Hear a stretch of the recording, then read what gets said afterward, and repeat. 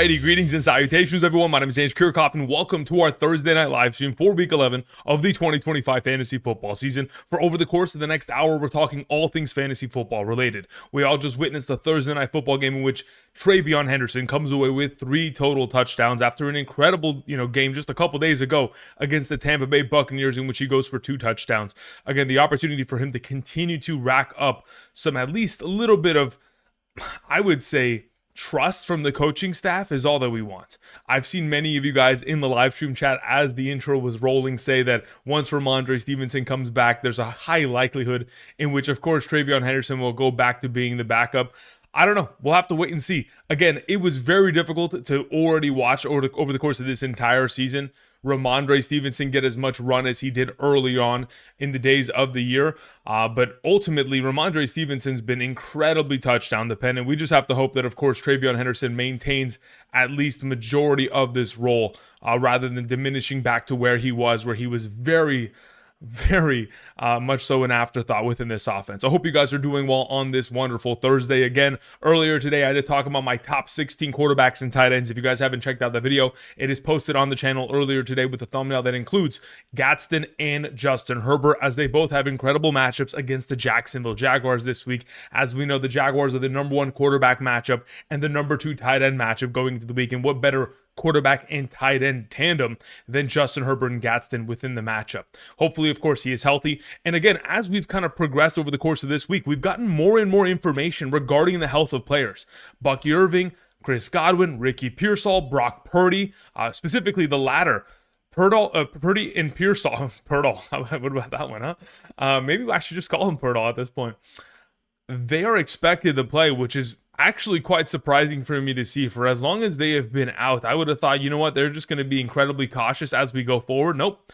It looks like Purdy has been given the designation that he is going to start, and the expectation is that additionally, Pearsall will start, or at least play this upcoming week, under the assumption that there's no setback in tomorrow's practice. But going into this, again, we're talking all things fantasy. Before I get into answering questions, talking about, of course, the information we've gathered over the course of the last couple days here, and as we prepare for this upcoming Sunday slate of games, do not forget, if you guys are going to send in a question, whether that is in the live chat and or super chat, make sure you include your scoring format. The more context you provide, the easier it'll be to answer your guys' questions, or, of course, for other members of the community to, of course, answer your questions. Let's get into it, shall we?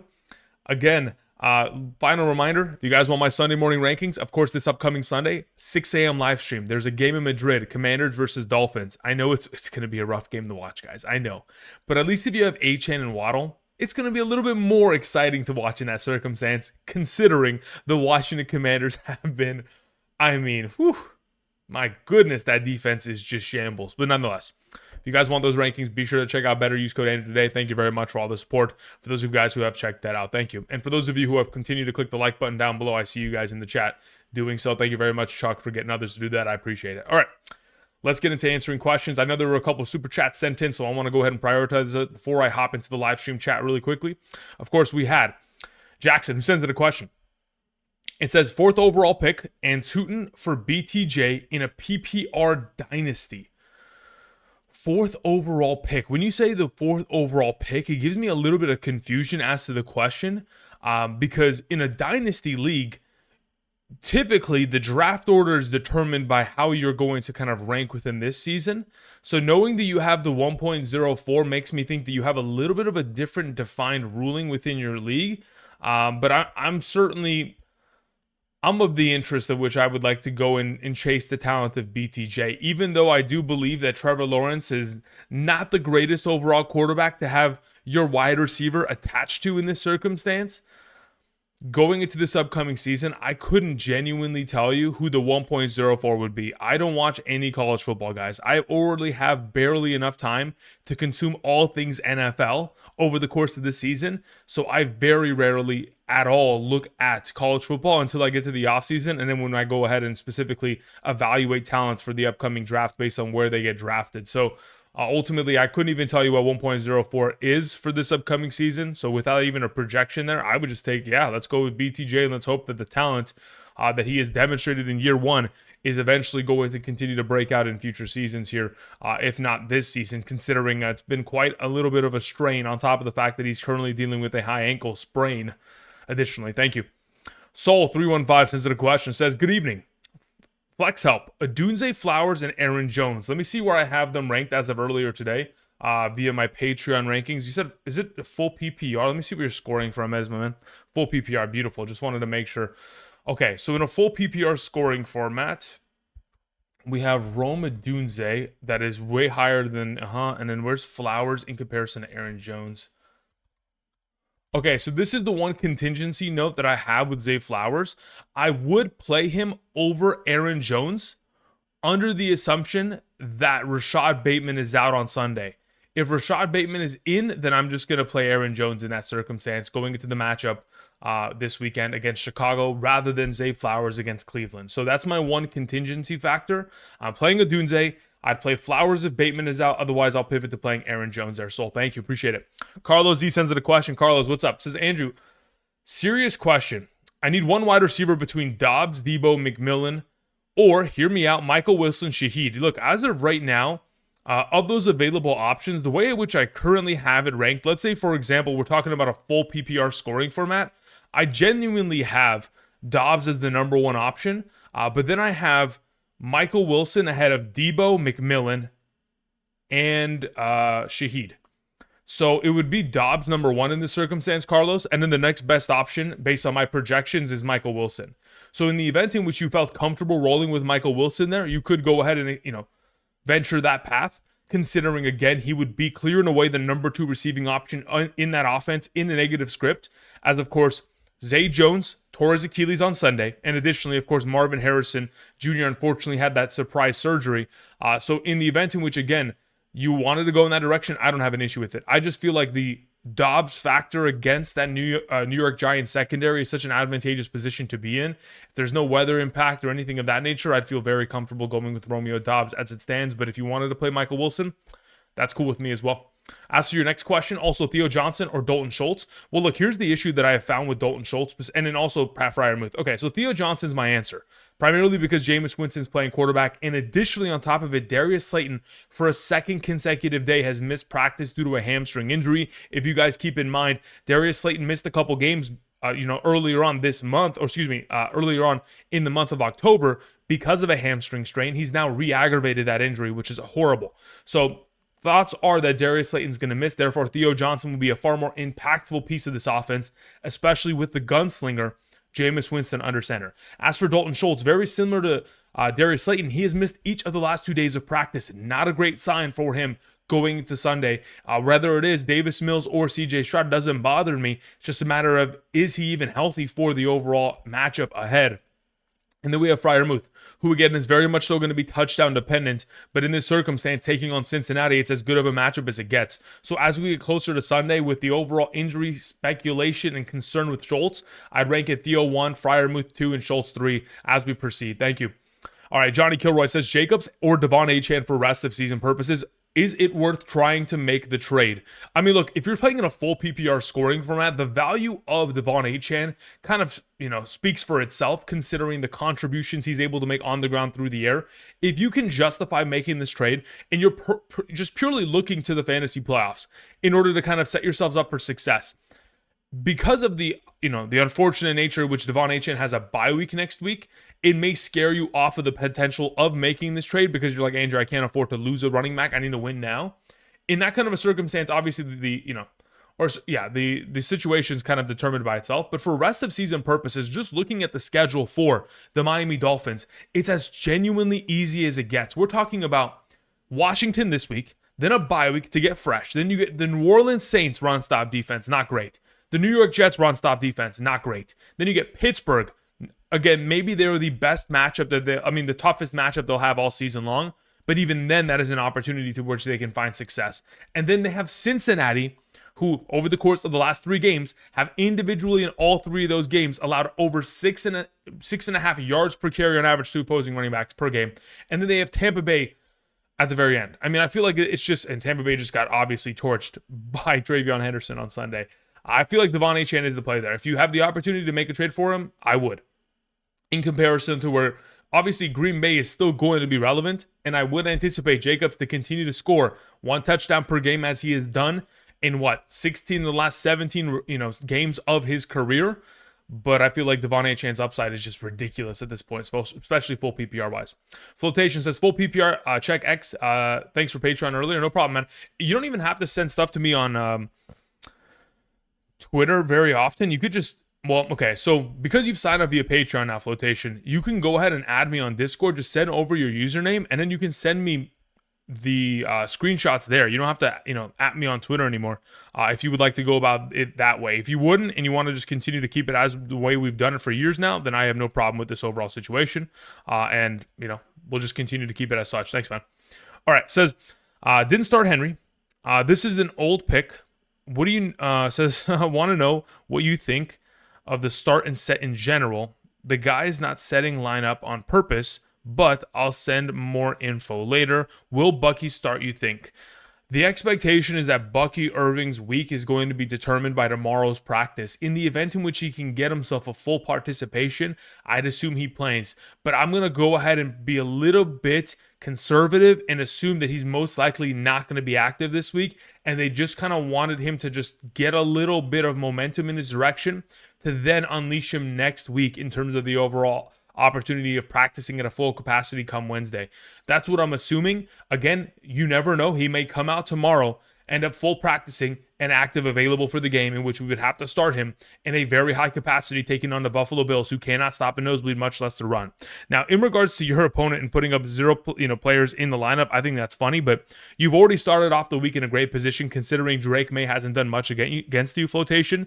In regards to your lineup in specific, I mean, of course, we've talked about your lineup ad nauseum over the course of the season, and I think it's set well. I think the only thing that I'm very much so hesitant regarding is DJ Moore, to which, if you had another alternative option that was justifiable here, we would go with, but I can't trust Calvin Ridley coming off of the hamstring against Houston. I can't justify that. So at this point, I think I just keep it as is.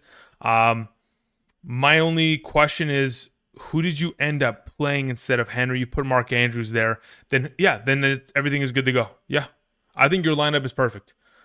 Obviously, went with Mark Andrews. What did Hunter Henry end up doing today anyway? I think he probably had a couple grabs, right? Probably like 4 catches for like 40 yards if I had to guess. But let's see what he ended up finishing with. Yeah, 4 catches, 45 yards. Yeah, nothing too impressive. He hasn't really been much of any value since earlier on in the year. They've kind of tipped away from the tight end position as of late, especially down in the red zone. They've obviously not wanted to highlight them. So as of right now, lineup's looking great. I'm thinking, again, like I mentioned to you last week, your team is so good that you should be able to win out and make the playoffs. That's how confident I am with your roster as we go forward here. Thank you. All right, we continue on. We have a question that came in from Paul. What's up? Says, I was offered JSN and Gadsden for Bijan Robinson or Christian McCaffrey in a full PPR redraft format. Okay, so you would be sending away one of these 2 players for JSN and Gadsden, to which, in my opinion, in a redraft format, I'd be very much so interested in taking a trade of this capacity. I'm very curious to see what the rest of your roster looks like. It says, from my earlier question, my running backs are Christian McCaffrey, Bijan Robinson, Woody Marks, Hampton, Travion Henderson, and okay, cool. Wide receivers are Abuka, Nico Adunze, Tez Johnson, Trey Tucker. So here's my primary question. How many wide receivers, running backs, and tight ends can we start? Paul, all I would need you to do is just type in the live chat. I don't need you to send any more super chats. I do appreciate you sending those through, but in order to just try to get a quick response from you, I'm just curious, how many running backs, wide receivers, and tight ends can you start in your weekly lineup? Is it a 2-2-1 league, 2-2-2, 2-3-1? Whatever ends up being in terms of running back, wide receiver, flex, I'm trying to get an idea as to what it looks like so that we can kind of get a better indication as to how we want to approach this roster for rest of season purposes. Because I feel like the wide receiver depth of what you currently have is so solid. And I also would like to know, like, what is Gadsden providing to your roster in comparison to the current tight end you have on roster, which I'm not sure who it is. So mention what kind of a format you play in terms of how many players you can start, and then additionally who your current starting tight end is, so I can give you a full answer based on all that context available. Thank you, man. Tony, what's up, my man? Tony sends in a question, says, question 1, start 2, Hunt, Vidal, Gadsden. Okay, so first question. I think it revolves around what your scoring format is. I don't know what your scoring format is, Tony. Like I typically tell everybody, make sure you include your scoring format. That is greatly appreciated. Under the assumption that we are in a position to where you are in a full PPR, I would probably go with Vidal and Gadsden, genuinely. I feel like the matchup is too primed. In the event in which, again, Gadsden is injured and does not end up playing this week, obviously your question would be answered for you. But if we get into a full PPR, Vidal and Gadsden will be the 1-2 combo. If you're playing in a half PPR, I would probably keep it as such, Vidal-Gadsden, only in a standard scoring format where I get 0 points per reception when I go with Hunt and Vidal in that circumstance. Thank you. As for your second question, flex 1, Gadsden or Myers, it's not close. It would be Gadsden 10 times out of 10. I have no interest in playing Jacoby Myers. I understand this most recent week obviously was his first game, and they were against the Houston Texans. Not a great combo, but I do not like the matchup against the Los Angeles Chargers either. Play a lot of heavy zone coverage, and it's going to send Trevor Lawrence for a loop. Thank you. All right, let me see if Paul ended up sending his follow-up. Says, my tight ends are Goddard and Kincaid. Okay, so we've talked about this, I think, yesterday, or perhaps earlier this week. You're playing in a 2-2-1 league. Okay, so in this circumstance, considering what you have on roster and what you would be getting in return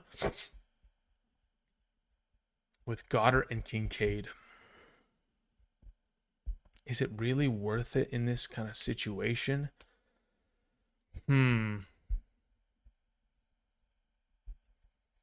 Okay, so here's my thought process. If I was going to send away a running back between Christian McCaffrey and Bijan, I genuinely would rather send away Bijan Robinson, because with Purdy coming back, I think that offense only elevates.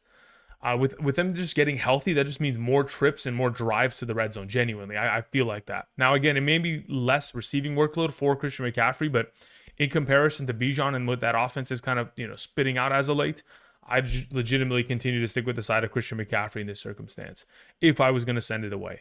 The thing is, I'm very comfortable with this trio, to which my only question would end up being, like, if I was to make a trade to where I send Bijan Robinson away to get Gadsden and JSN. Obviously, Gadsden's going to auto-start for me rest of season. And obviously, I'd have to hold on to Goddard. I dropped Kincaid.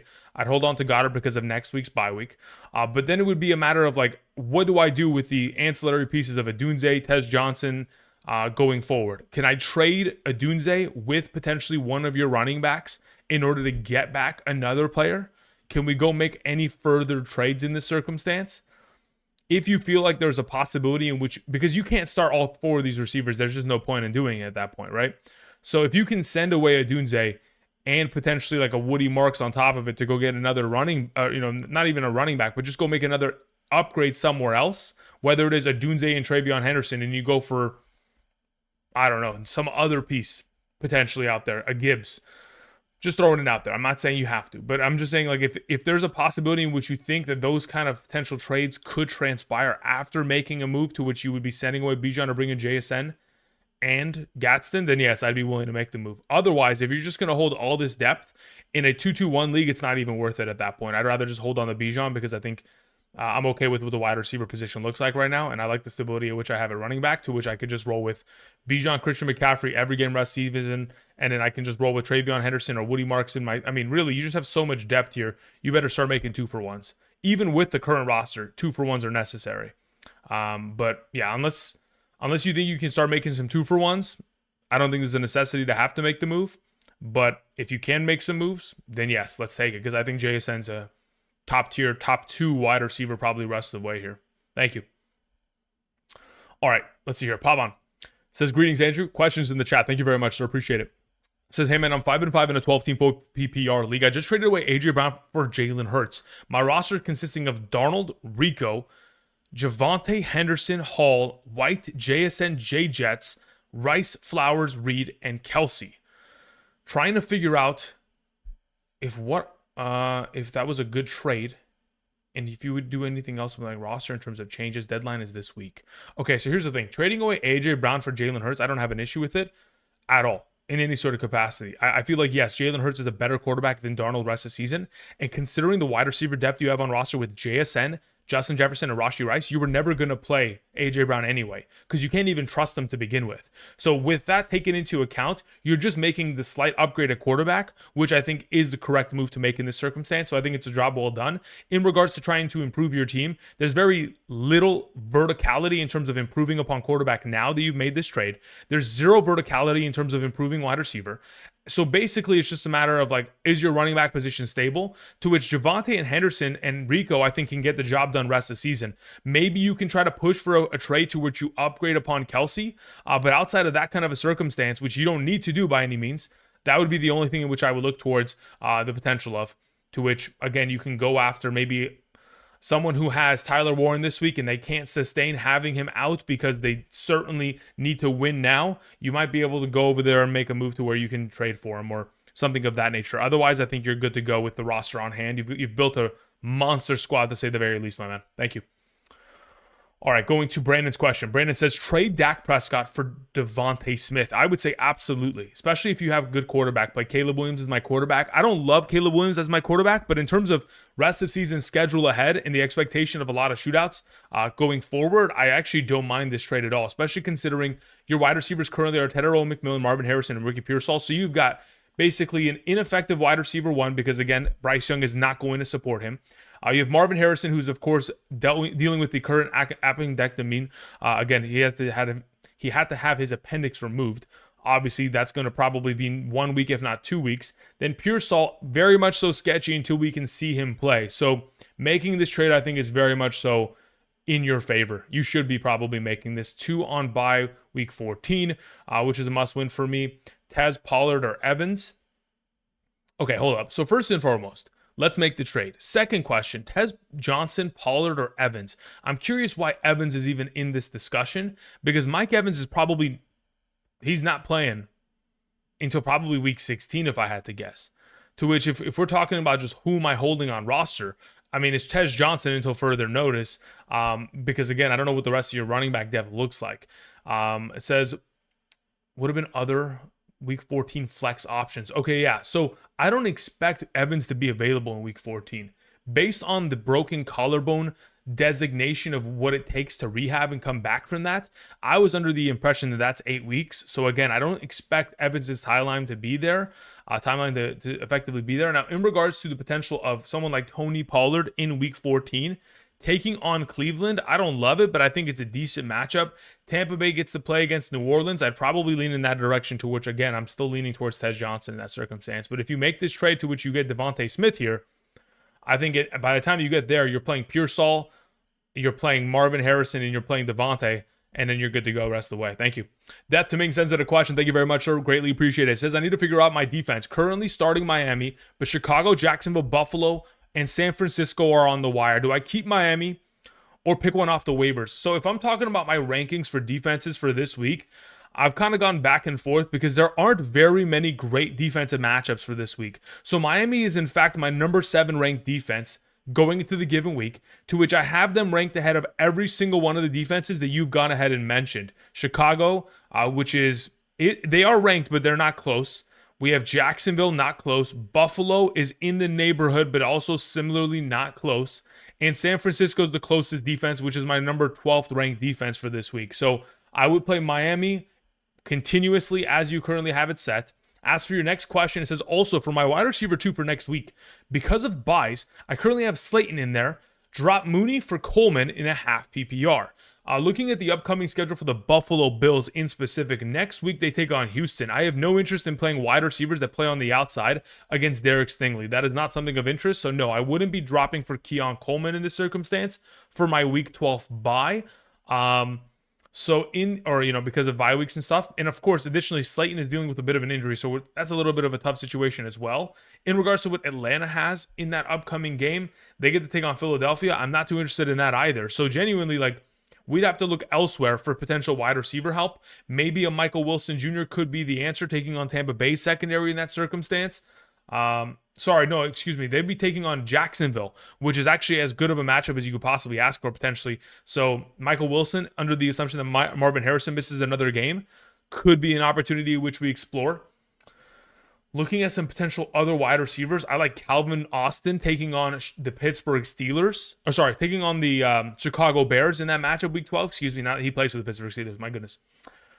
Outside of that, maybe there's some other alternative options out there in terms of low rostership percentage, but I'd have to go looking a little bit deeper within leagues. Maybe potentially you could consider Tyler Lockett in that week. But yeah, I don't really love the idea of playing Keon Coleman or Mooney, genuinely. Thank you. Let's see. Flotation says, how do I join Cord?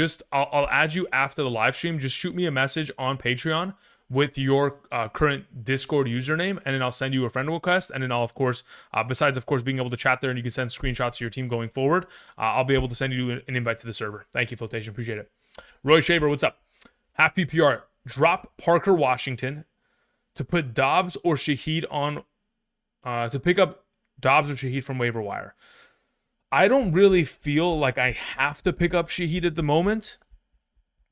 I feel like Parker Washington, with Travis Hunter going out for the remainder of the season, I feel like his value is pretty much pressed in for the remainder of the year. So I'm not too worried about what Parker Washington could potentially contribute, but I will say that I do like the potential of what Dobbs has been doing lately. Obviously, this most recent week hasn't been the greatest. But if it was me, I'm just going to stick with Parker Washington. In the event in which potentially he misses this week, I know he's been limited in each of the last 2 practices, but if he was going to miss, then maybe we can make a pivot. But I really do like the value of Parker Washington going forward based on his 26 targets in just the last 3 weeks here. Pretty fair share of opportunity of late. All right, let's see here. Anvesh, what's up? So I'm in a full PPR double wide receiver, 1 running back between Derrick Henry, Woody Marks, Juwan Jennings, Cortland Sutton, Addison, and Allen. Of these available options, I would play, in a full PPR scoring format, am I going to play Woody Marks over Derrick Henry? I would consider it. Am I going as far as that? I'm okay with that. That works for me. As of now, I don't mind going Woody Marks there as my RB, but benching Derrick Henry just feels wrong. I don't know what it is. It just feels wrong. As for your wide receiver position, for the 2 available here between Jennings, Sutton, Addison, and Allen, I'm not playing Keenan Allen unless Gadsden's out. And now that Pearsall's returning, I do think it potentially does impact Jennings, but I think Jennings is still going to kind of serve as this week's wide receiver 1, to which I think Jennings and Addison is your play there. So Jennings, Addison, and Woody Marks would be probably the way in which I would venture it. It says traded Vidal for Jennings. Good one. I think it is, yeah, because again, Vidal is a fleeting commodity, goes on by next week, and Hampton would be expected to return by week 13. And I think Jennings, as long as Ayuk is out, is still going to be serving as a wide receiver 2 option. And of course, we saw all of last year when all the other receiving threats of this offense were injured, Jennings and Purdy had a really good combination there. So I'm very excited about his potential with the upcoming schedule ahead for the San Francisco 49ers passing attack. I've talked about it over the course of the last couple weeks. I mean, their upcoming matchups, especially when we talk about the fantasy playoffs, guys, Tennessee, Indianapolis, and Chicago are all incredible weeks for wide receivers. So they should be in a really solid position there. Thank you. All right, let's see here. We had a question from Drizzle, who sends in and says the following. Says start 1 wide receiver, Keenan Allen, Michael Wilson, or Jaden Higgins. Michael Wilson's my highest ranked of the bunch. No joke, that is my highest ranked, considering I would anticipate him to see himself a very high volume of opportunity, considering the absence of all the other players at the wide receiver position for the Arizona Cardinals due to injury. Manana sends in a question. Says start in the flex, RJ Harvey, Woody Marks, Kareem Hunt. Thanks. As of right now, Woody Marks is still at the top of this list, primarily because of the matchup against the Tennessee Titans. Whether or not we do have Davis Mills there or potentially CJ Stroud, Woody Marks is implicated to having a huge game because of the Tennessee Titans matchup, who cannot stop the run and effectively cannot stop opposing running backs. So Woody Marks would be implicated for having a huge role in this upcoming matchup.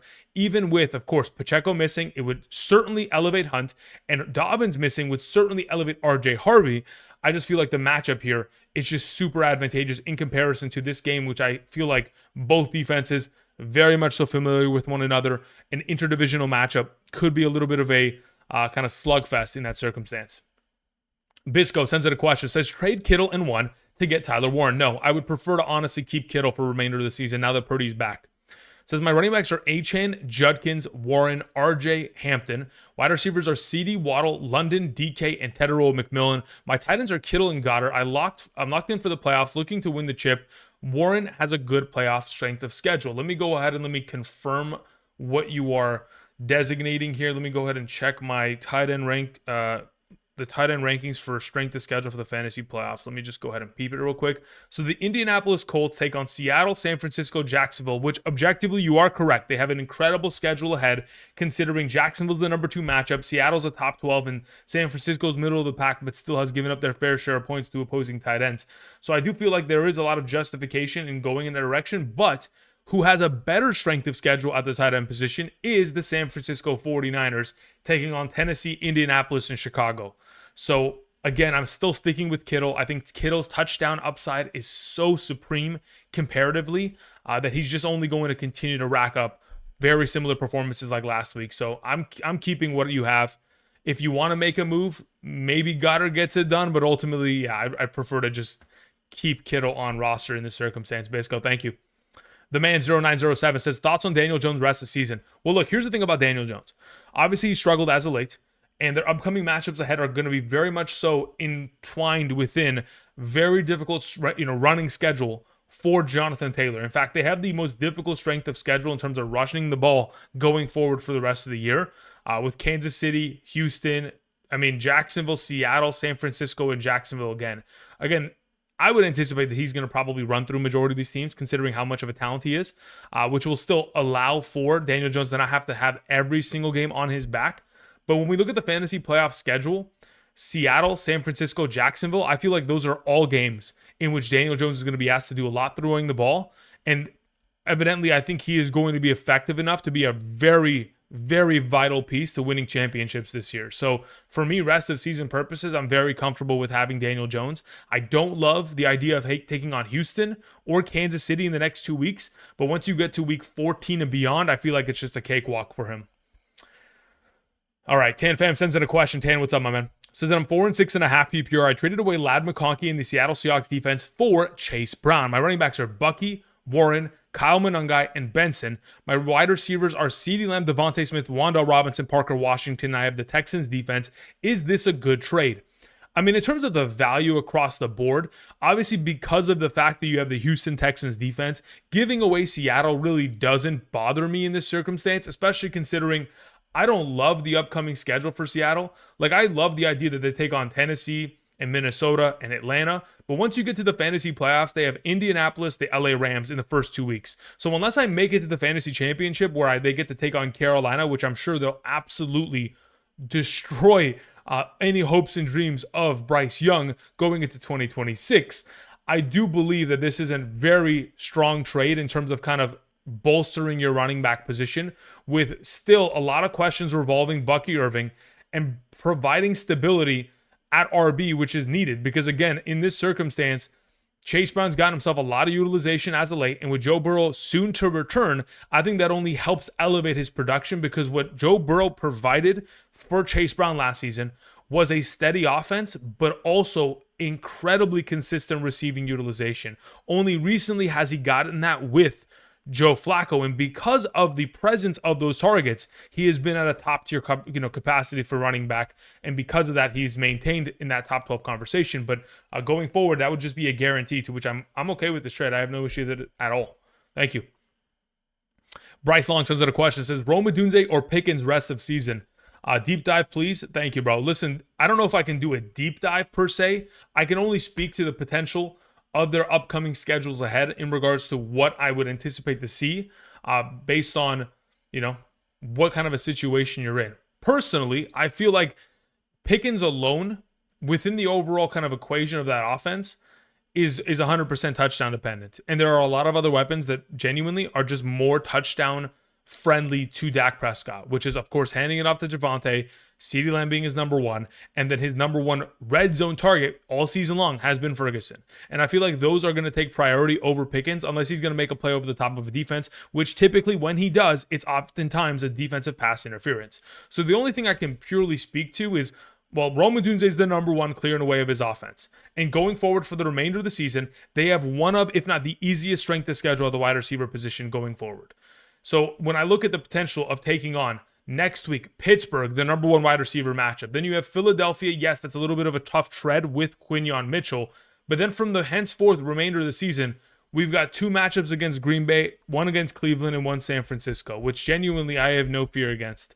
I think the Green Bay matchup is something that is going to be an exciting one, probably a shootout in that circumstance, to which I'm very comfortable going in the direction. Now, if you like the idea of, what is in store for the fantasy playoffs, of someone like Pickens taking on Minnesota, taking on the Los Angeles Chargers in those first 2 weeks, you can go in that direction. I don't mind it. But ultimately, if I'm looking at both, I'd rather just have the number one target of the Chicago Bears offense rather than hoping that Pickens is able to find those touchdowns, because they would have to be there outright. Ray Barrera sends in a question. Says, in a 12-team full PPR, 2-quarterback league, which one gets dropped? Purdy off of the IR. My two quarterbacks currently are Flacco and Goff. Also, is JCM droppable for Dobbs or Parker Washington? My running backs are Christian McCaffrey, Chase Brown, Charbonnet, and Brian Robinson Jr. Look, I think that JCM is droppable, especially considering he has a very difficult matchup this week. Very difficult in the idea that I think that they're going to get boat raced out of the building, and the fact that Chris Rodriguez Jr. is like kind of available there. And whenever you're, of course, in a negative script with Mariota, it just leads to just passing for majority of the game. So already in itself, I feel like because of Washington's defense being as bad as they are, they can't effectively even control the game by running the ball because, the offensive line is in an absolute shambles. So if I'm in your situation, I look at Washington's schedule here, I think to myself, okay, they've got themselves a really shitty situation this week. Then they have a bye week. Then they have to come back against Denver. To which my next opportunity to ever be able to start them is Minnesota. And then I have to trust them in the fantasy playoffs against the New York Giants in week 15. To which he would have to be, I'd have to be desperate. And considering you have Christian McCaffrey and Chase Brown and Charbonnet, I don't ever see myself playing JCM genuinely unless he puts together 3 straight good games. Genuinely. So at this point, yes, I would say that he is droppable for either of these 2 alternative options in a full PPR, to which as of right now, I'm very much so comfortable sticking with Parker Washington in that circumstance. Now, I also would say that Dobbs, if we're talking about rest of season purposes, pretty solid with 2 Chicago matchups. But in regards to your first question, if you're picking up Purdy and you need to drop one of these 2, you're dropping Flacco. I understand that Flacco is technically a better play this week, but in terms of rest of the season, Burrow's going to come back. So you would rather have Goff on roster and be able to kind of have at least 2 starting quarterbacks rather than just one in this circumstance. Thank you. Anthony O sends in a question. Says, pick 2 for rest of season. Kyle Pitts, Kincaid, Freiermuth. It's purely dependent on his injury. Look, Kincaid last season had a hamstring injury, had to go to the IR. Earlier this season, got a little bit banged up. He has just unfortunately been a little bit injury prone, which is a bit of a kind of rough sled. But even with that being said, I would still prefer Pitts and Kincaid over Freiermuth. Unless Freiermuth is quite frankly gifted a touchdown, he does nothing for me. That's just how he has functioned as of late. Start Charbonnet or Sean Tucker for RB2. It's not close. I'm going to start Charbonnet. I would rather have the player that has shown consistency of play to find the end zone, having done it in 4 of the last 6 games, in a matchup in which it should be a higher scoring event. Sure, the Tampa Bay versus Buffalo Bills matchup should be a higher scoring one, but I do feel like the Tampa Bay Buccaneers will be playing from behind for the majority of that game, which will lessen their overall opportunity to run the ball in this circumstance. So unless there's a huge run for a tutty, I feel like Charbonnet's got the inside edge in this circumstance. Thank you. Flotation says in the chat. Okay. Says, do I drop Moore or Ridley for Dortch or okay, so Zacchaeus, Mooney, Mims, running back Rodriguez, Sean Tucker, Musgrave, or Knox? No, I don't think that any of these alternative options are technically better than what you currently are rostering with DJ Moore there. I'd rather just stick with DJ Moore in your circumstance. Yeah. I do think that DJ Moore giving us a goose egg last week was very much so underwhelming, but I feel like the upcoming matchup against the Minnesota Vikings is one in which they'll be pressed to throw the ball and specifically try to use a lot of designed plays at the line of scrimmage to get the ball out of Caleb Williams' hands, primarily because of the volume of blitzes that Minnesota sends. They play a lot of zone blitz. So whenever you're zone blitzing, there's so many opportunities for a quick little bubble screen to work in those. It's just as long as the ball doesn't get tipped at the line of scrimmage, but watch, it's going to get tipped for a pick 6. But anyway, in this circumstance, I'm keeping it as is. Keep more there. Thank you. Christian K sends in a question. Christian, thank you very much, sir. Appreciate it. Hope you're doing well. Christian says, Jaden Daniels or Joe Burrow rest season? I have Stafford and those 2 in my 1 quarterback format, but probably have to drop 1. Here's my overall issue, okay? I know that technically Jaden Daniels is supposed to return, and I really do like his schedule. Specifically, once we get to week 14, we have Minnesota, New York Giants, then Philly, Dallas. So 3 of those 4 games I'm really happy with. But when I talk about the potential of Joe Burrow against Buffalo, Baltimore, Miami, and Arizona, I feel like that's 3 tutties a game every game for Joe Burrow. And I don't have to worry about Jaden Daniels being shut down because of how many times he's gotten injured this year. If that team is like on their way to absolutely just like, all right, you know what, let's just shut him down. Let's not risk any sort of re-injury or anything like that. So personally, I'm thinking that Joe Burrow is a little bit more of a sustainable direction to go in. Thank you. But even then, Stafford probably plays for you every single game rest of the season anyway. Thank you. GBG Tony says, Discord DM, please. Okay, let me go ahead and find it on my phone because if I open up Discord on my computer, it's probably going to explode my computer. But let me see if I can find it on my phone here, and then I can go ahead and see what you have to ask here, Tony. Thanks, man. All right, let's see here, brother. Okay, let me just go ahead. Let me check this out real quick.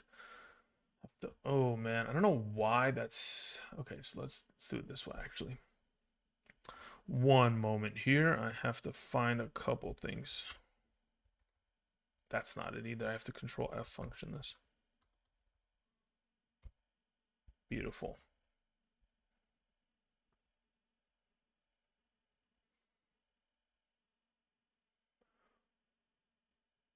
I don't know why it doesn't. There it is.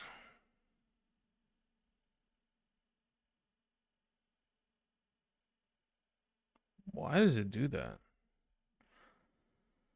Oh man. Tony, send me another message. Just ping me. Just send me another message so it pops up to the top of my list. Thank you, because there's a lot here. Thank you. Paul Moore, Mercer, sends in a question. Paul, thank you very much. I appreciate it, my man. Says Woody, Vidal, or AJ Brown in the flex, and why? Yeah, it's got to be Woody.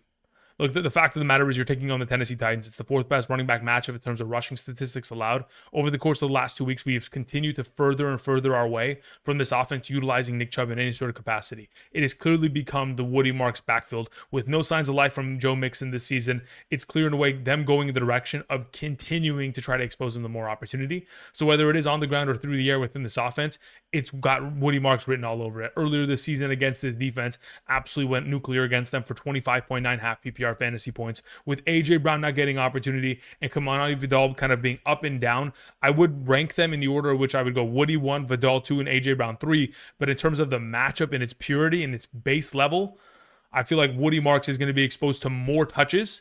And the more, the greater way to score fantasy points in fantasy football is just getting more touches purely, because everybody has an average in terms of fantasy points per touch, whether it's on the ground or through the air. So the higher volume that you're exposed to, the more potential you have in this circumstance. Thank you.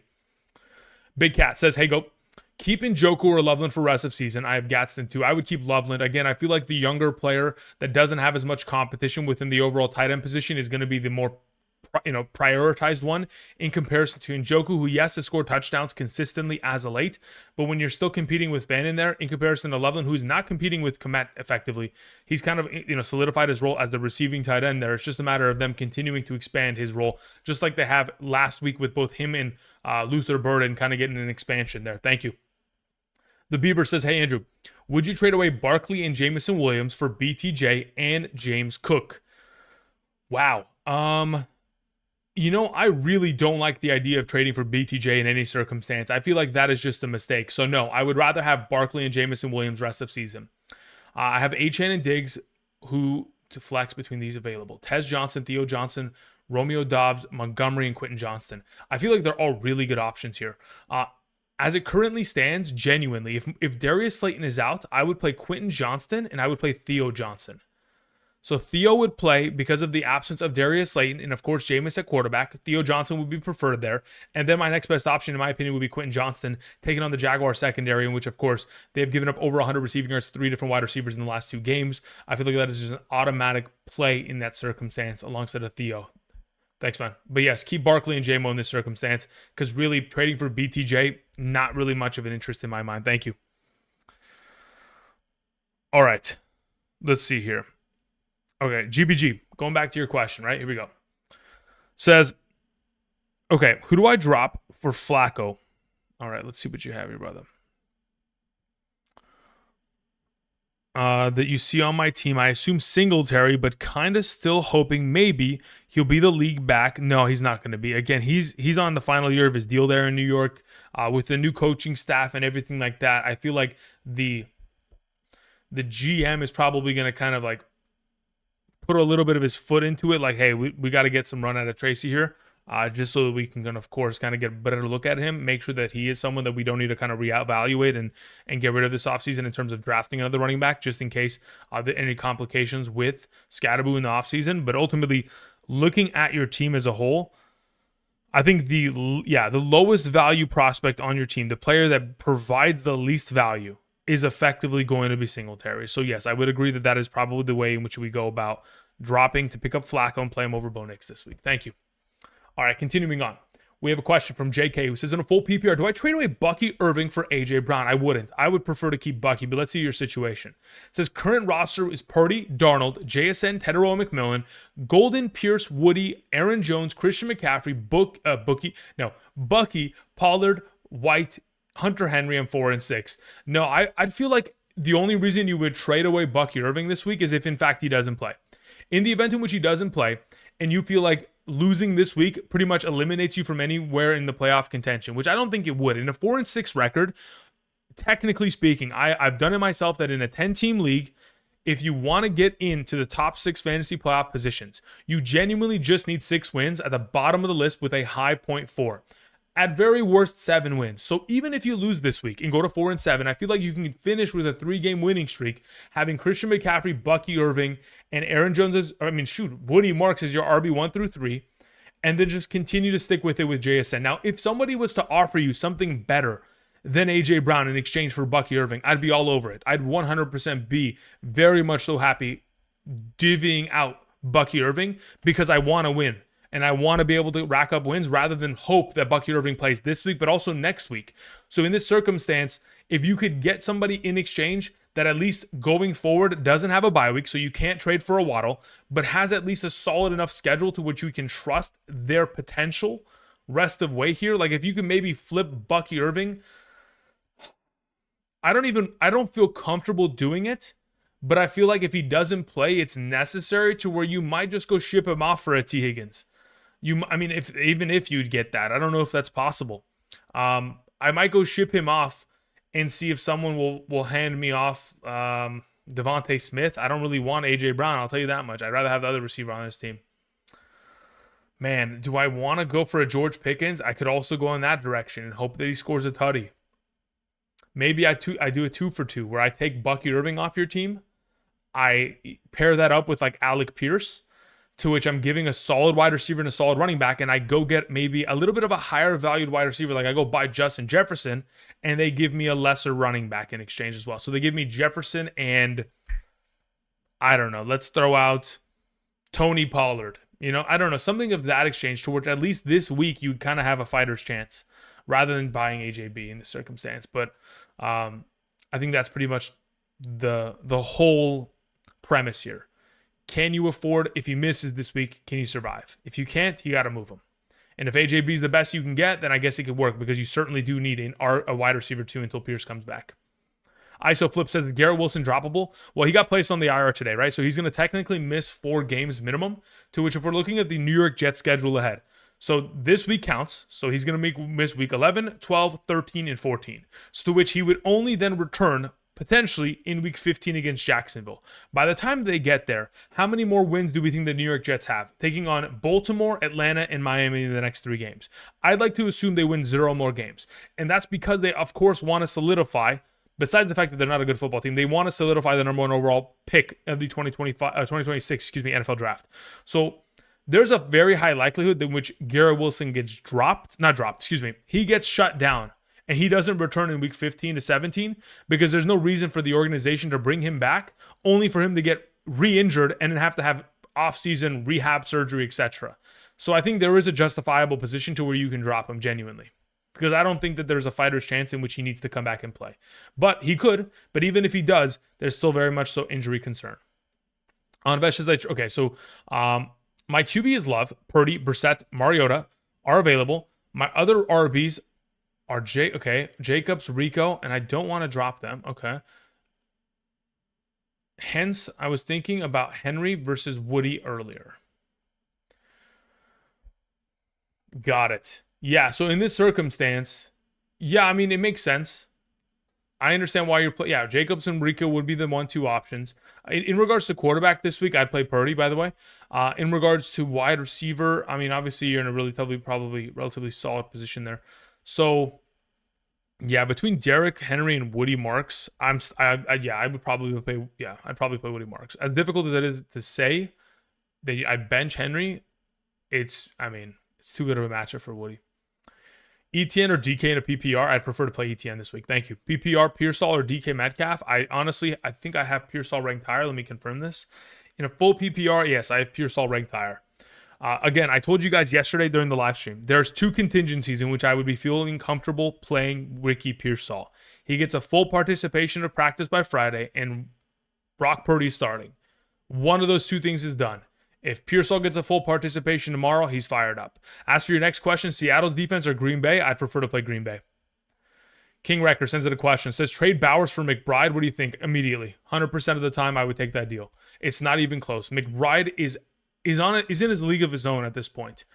The volume of opportunity he is getting with Jacoby Brissett is going to make him probably reach ceilings that in his career he'll never be able to reach again, unless the next quarterback of the Arizona Cardinals is a legitimate, absolute baller, because Kyler can't get it done.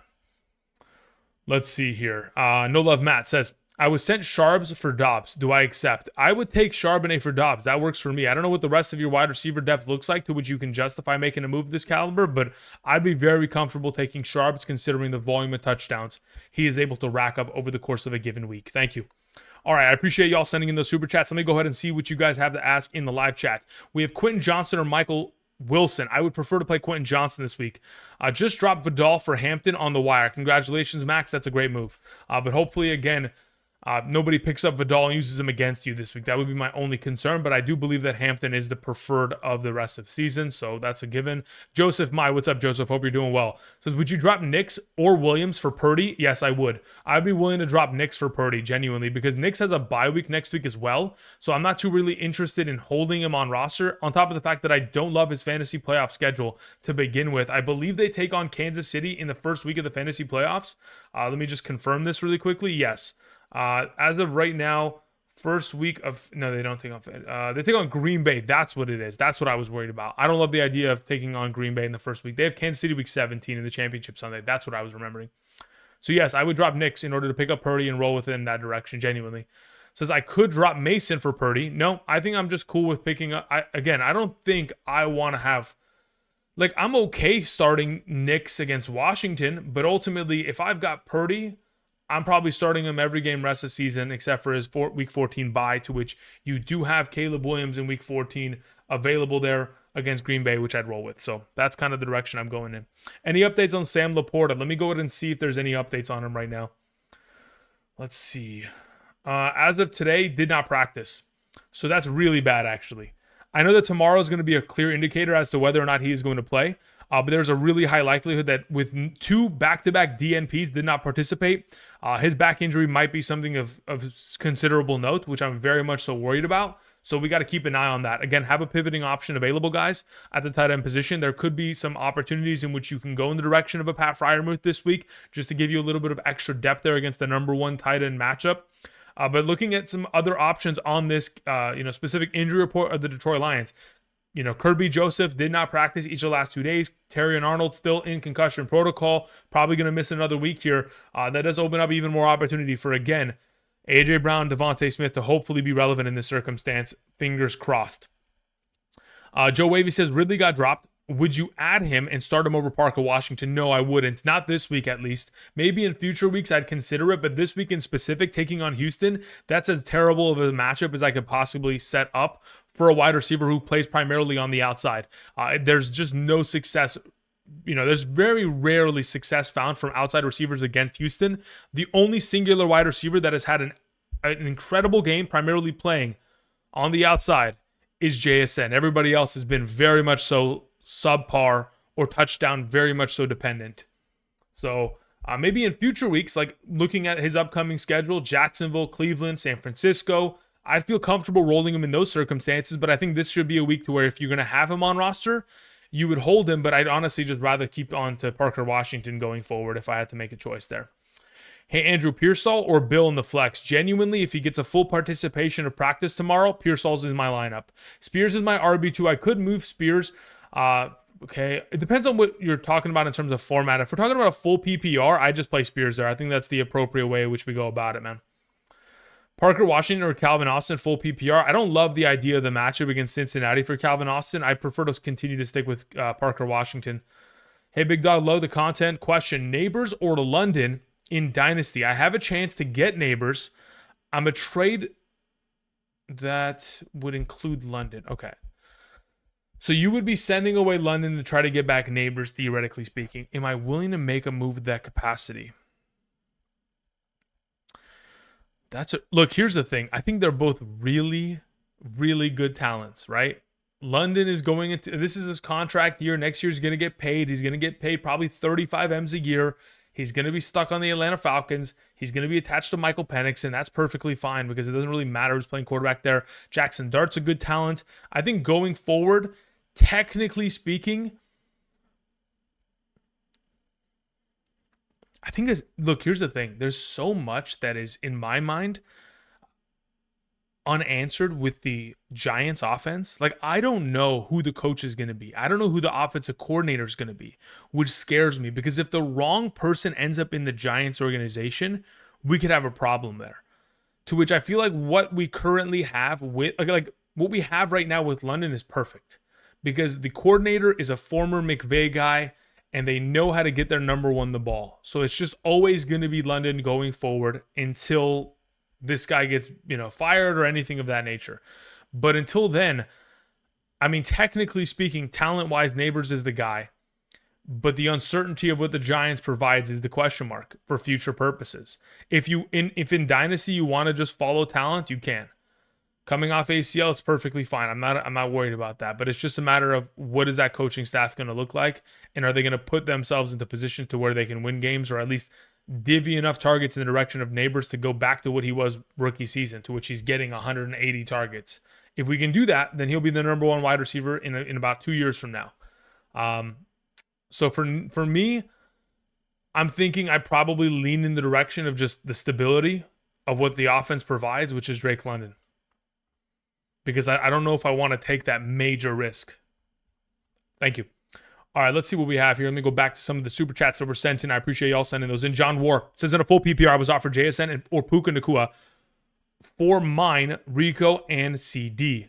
Yeah, no, I'd keep Rico and CD rest season. I don't think there's a huge separation between CD Lamb and these two alternative wide receivers to where Rico Dowdle is a justification to make that trade. When I look at it purely, CD Lamb, in my mind, is a potential in a full PPR capacity. He's like a 18-point wide receiver, and I've potentially got a 17-point running back here. Trading a 17-point running back and an 18-point wide receiver for a 23-point wide receiver, is it worth it in that regard? No, I don't think it is. Unless your rest of your running backs are Christian McCaffrey, Bijan Robinson, and Jonathan Taylor, I don't see why you would make a move of this caliber. I keep what you have on roster, as I believe that the depth of Rico and CD would serve you far better rest of the season. Jeb, what's up? Says, in a half PPR, would you rather have Gibbs / AJ Brown or JSN and David Montgomery? I have Gibbs and AJ Brown, and somebody sent me that trade. Ooh, yeah. As of right now, I think I'd prefer. Ooh, wow. Okay, that trade is 100% like you're risking everything, because here's the thing. I truly do believe rest of season purposes, technically speaking, assuming Montgomery, nothing happens to him. When I say that, I mean he stays healthy and nothing happens like last season to where he disappears and Gibbs launches to the moon of scoring 40 fantasy points per game. Assuming that doesn't occur, I would say that JSN's value is technically, I think it's a little bit more stable than what Gibbs is going to provide to us. To which at that point, yes, I want the JSN side, but I feel like AJ Brown is technically more valuable than Montgomery. To which I feel like in between the two, I'm just going to keep what you have. I think that there's a higher likelihood that AJ Brown pops off going forward than the vice versa of David Montgomery popping off going forward. I feel like there's a higher likelihood that this duo produces more fantasy points. And if they don't, at very least breaking even. Thank you. Andrew Mitchell sends in a question. Says, hey, Andrew, Bill's my RV5. I have May and Toe Cool. Yeah, Toe Burrow. Want to drop JCM for Purdy to block. Okay. Also have Tedero McMillan as my wide receiver 4. What do you think? 2-2-1. I drop JCM. It's not necessary to keep him on roster. Again, the thing about JCM, guys, is that how many games in a row would you have to see him play well for you to trust playing him in the fantasy playoffs? Because nothing that I have seen since week 5 has given me any inclination to wanting to start him in my fantasy leagues. Nothing. I have just purely started him off of the potential. Like I mentioned earlier, the greater way to score fantasy points in fantasy football is getting more touches. And what he has been provided is the opportunity to touch the ball at a very high rate over the course of the last month and a half here. And with those opportunities, he has floundered it week over week in terms of efficiency and in terms of effectiveness. And unfortunately, the offense without a good quarterback is subpar, and so is the run game. Because again, you don't have the ability to kind of dictate games from ahead because you've mounted a lead and you can run the ball heavily and wear teams out. So unfortunately, JSM is not someone that I want to have on roster, to which in between the two of them, I'm dropping him to pick up Purdy and roll in that direction. Thank you, Andrew Mitchell. I appreciate it. Okay. How long have we been here for? We've been here for about an hour and 3 minutes. I'm going to go ahead and answer questions for a couple more minutes, and we're going to head out. Again, I'll be back tomorrow talking about some hidden gems going into week 11, and then subsequently on Saturday afternoon, like I typically do around 1 p.m. PST, I'll be live streaming here on the channel. Then again on Sunday morning, do not forget our Sunday morning live stream begins as early as 6 a.m. PST. Again, 6 a.m. PST, because there is a game in Europe once again with the Spain game in Madrid. Let me confirm this.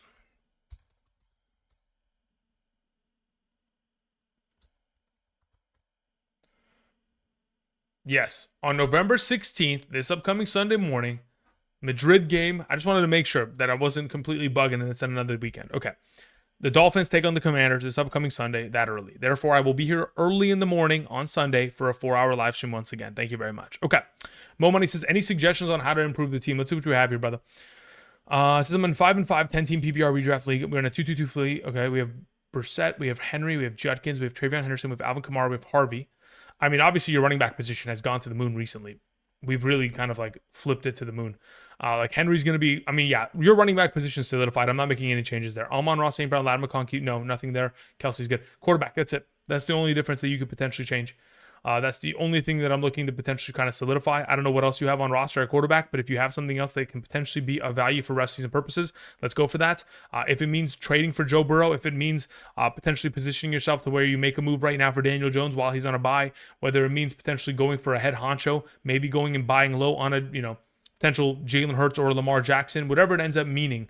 Let's try to go make a play for a better quarterback so that I never have to worry about starting one for the remainder of the year. Otherwise, fantastic looking team across the board. Mo Money, you've done a lot of great service in terms of improving this roster in comparison to where it was just about a month ago. Brian Colorado, what's up? Says full PPR Superflex. I give Breece Hall and Ferguson for Travion Henderson. I have Bowers and Juwan. Yeah, I mean, at this point, considering I don't love what Breece's overall potential is for rest of season purposes, especially considering the upcoming schedule ahead is so brutal to him. When we look at the fantasy playoff schedule for the New York Jets, even though there is potential that lives there against Jacksonville, New Orleans in those first two games, I don't know if I trust it outright. To which, yes, I'm willing to make this trade, honestly. I would.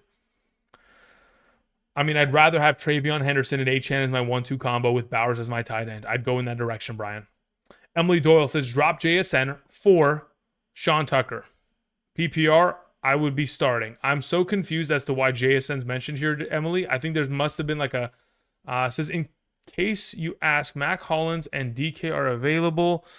Who are we talking about? I think this is JCM, right? We don't mean JSN. I think you meant like Ja'Cory Krosky Merritt. I'm assuming that is what occurred.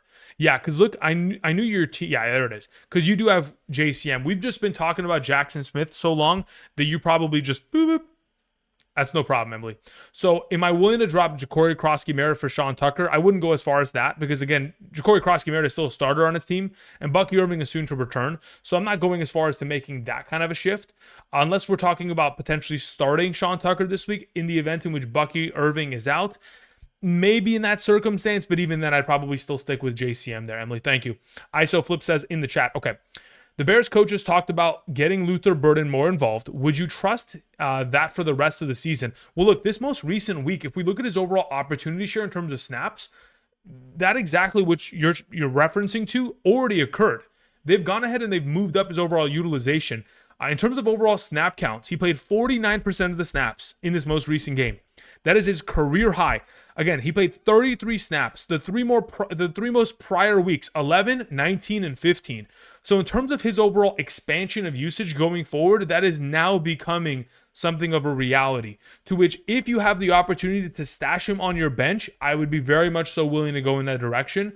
Am I starting him in the near future? No. He would have to prove to me that he is a far more utilized receiving option, and that Zacchaeus would have to be eliminated for me to be feeling comfortable in that circumstance. But yes, I feel like picking him up is a good idea. All right, Jimmy, what's up? Jimmy says, if he plays, is Pearsall a start over DK and Zay Flowers? I think he would be a start over DK Metcalf. I don't think he's a start over Zay Flowers, though. I have Dobbs, too, and I'm struggling with which receivers to take. Lastly, I have Washington on free agency. Should I cop him for anyone I just mentioned? Wow, this is a really tough question. So here's my overall kind of thought process on the matter. In terms of rest of season purposes, Pearsall, DK Metcalf, and Zay Flowers, in my opinion, are the three most valuable receivers. So what you do between Dobbs and Parker Washington is kind of up to you. I personally feel like in a full PPR scoring format, both of them are very much so of value, but I prefer to have Washington for that remainder of season purposes. Now, in regards to the potential of starting Pearsall, yes, I would play him alongside of Zay Flowers here, and those would probably be my, well, actually, no, I kind of want to cop Washington in this circumstance. Yeah, I would cop Washington for Dobbs, and I'm thinking I roll Washington and Zay Flowers this week. I give Pearsall 1 week to kind of just like figure it out, because he might not be at a full capacity of snaps, a full complement, to which he may be a little bit more limited, to which Parker Washington, with all the injuries that have taken place around him, Zay Flowers with no Rashad Bateman, I think that is your primary two that you go with. Thank you. Daniel Barnes sends in a question. Daniel, thank you. Says my running backs are Chase Brown, Kenneth Walker, Charbonnet, Benson, and Spears, and DeMercado is available. Drop Benson and pick up one of these guys, or keep Benson and start Kenneth Walker / Charbonnet. Yeah, I would keep Benson and split with the Charbonnet and K9 combo here. It's 1 PPR. RBs are the following. Should I drop Benson and add DeMercado or Spears? No, I'm not dropping Benson to add either of these two alternative options. If I was you, I'm playing Chase Brown as my RB1 and Charbonnet as my RB2 this week. If I have to play a potential running back in the flex, play K9 there and keep it rolling so that you have the entire backfield of the Seattle Seahawks encapsulated. Thank you. We move on to one of the final questions of this evening. I do appreciate y'all coming through, supporting the channel. Again, I'll be back tomorrow talking about all things hidden gems, putting together plays via Betr. Again, Omar the Grouch says, drop Fannin for Michael Wilson or Troy Franklin. I would rather pick up Troy Franklin. If you're talking about a 1 week pickup and play, I think Michael Wilson could justify in that overall circumstance, but based on the pure volume of opportunity that Troy Franklin's been exposed to, again, 37 targets in the last 4 games, 37 targets, has scored a touchdown in 3 of the last 4 games. Troy Franklin, by far and away, should not be available in your league, needs to be on your roster going forward, as he has himself a lot of value to provide. All right, guys, that's going to cover for me today. I do appreciate y'all coming through, supporting the channel. Jimmy, thank you very much for sending that through. Appreciate that. Dexter Brett in the chat says, do I play Nix, Brissett, or pick up Jameis? I have Sutton. Yeah, look, I don't trust Nix. Personally, I just have a bad feeling about it, to which I just don't even want to go down that path. I genuinely prefer to play Brissett in this circumstance, even with the overall injury to, of course, Marvin Harrison keeping him out. It's not really an injury, but it's just a health concern. Frenzy40K says, in a 6-point per passing touchdown league with Dart out, do I start Purdy, McCarthy, Brissett, Mariota, or Winston? I'd go with Purdy this week. That's the great play overall. J Patch sends in a question. Says, in a PPR, I played against Henderson.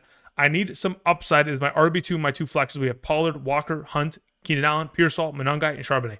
Of these available options you have, I feel like Kareem Hunt, I feel like Charbonnet, and maybe Pearsall are your upside plays in this circumstance. In the event in which Gadsden misses, maybe you play Keenan instead of Pearsall. Joe Estrella says, DeMercado or Trucker as my RB2, waiting for Bucky. Yeah, as of right now, in the event in which Bucky doesn't play, I'd still be comfortable going DeMercado there. Joseph Mice says, in a full PPR, would you rank these 5? As of those available options, it's probably going like Slayton is going to be last. BTJ is going to be after him. Then it's Tedero McMillan. Then it's Michael Wilson. Then it's Sutton. So it's Sutton, Wilson, McMillan, BTJ, Slayton. Just off of the injury kind of designations of not knowing who's going to be available. All right, guys, I appreciate it. Again, like I mentioned before, if you guys want my Sunday morning rankings every single Sunday from my email directly to yours at all single positions, including flex, half, and full PPR, you can check out Betr. Signing up today using code Andrew makes you go ahead and get eligible to, of course, making that first time deposit minimum of 10, then making that first time play within a real cash play. As long as you're eligible within these current states, you'll be able to go ahead and complete those 3 steps and get those rankings every single Sunday morning for the remainder of the season, weeks 11 through 18, to help you set your lineups. Additionally, if you guys want to go ahead and potentially go about it a different path, you can check out the Patreon, in which that is available, rankings every Thursday and of course Sunday, and you can individually send me questions, join the Discord server like I mentioned earlier today throughout the live stream. I appreciate y'all coming through. Much love. Hope you guys have a great rest of your Thursday night. I will see you guys tomorrow. Enjoy the rest of it, and I'll see you guys. Peace.